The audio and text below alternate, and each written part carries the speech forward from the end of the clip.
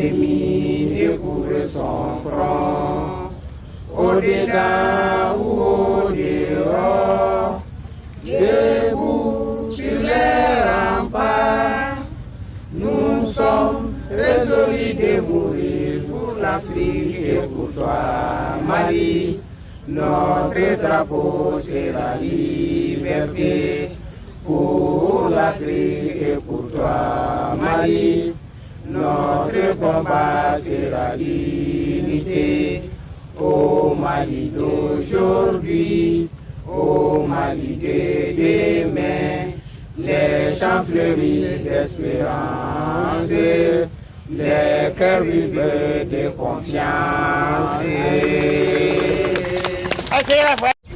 Depuis yana nganga yelema horo ya soro foka na se bima mogo be kelela malikola akera sorasiuye akera journalistuye akera dokotoroye akera barakela were mumbe na bina maliko kelela keren ni ala kosaina andu sukun kamina kosobe tesit ani kuchala ani mali yoro wero ni anga keleke deun nu tanyala ulu yoro nina ambe feka bonyama segeke uye ka 1 minute de silence ke pour que uga kele anuga yereti malikoma ko la kodo 1 minute de silence.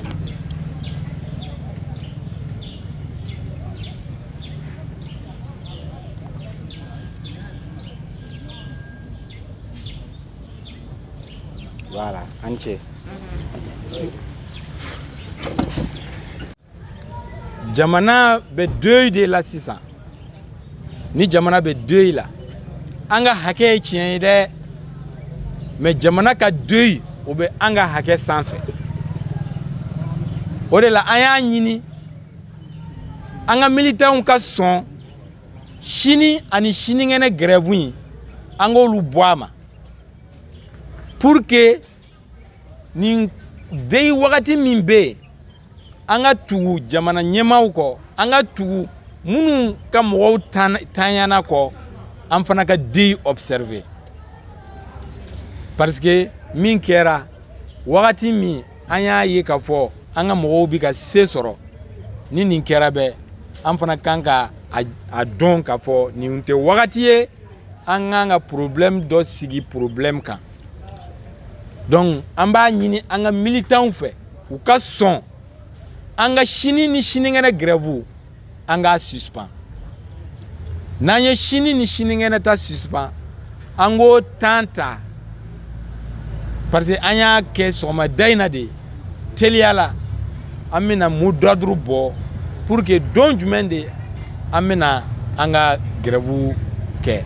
Donc chini ani chini ngene grève anya boama ka fo ko dey be anga jamana kono am fana ye jamana den dowde ante geleya do fara geleya kan anyo ke sanction kele anyanga grève boama wani dusuma kashi min fana kera amanga grève boama shini ni shini ngene ambe barake ode mo d'ordre baade samage anine amba nyina ufe anga suma shini anga barake shini ngena fana anga barake no temena amena anga grève la croix. Si on est d'accord, on applaudit tous.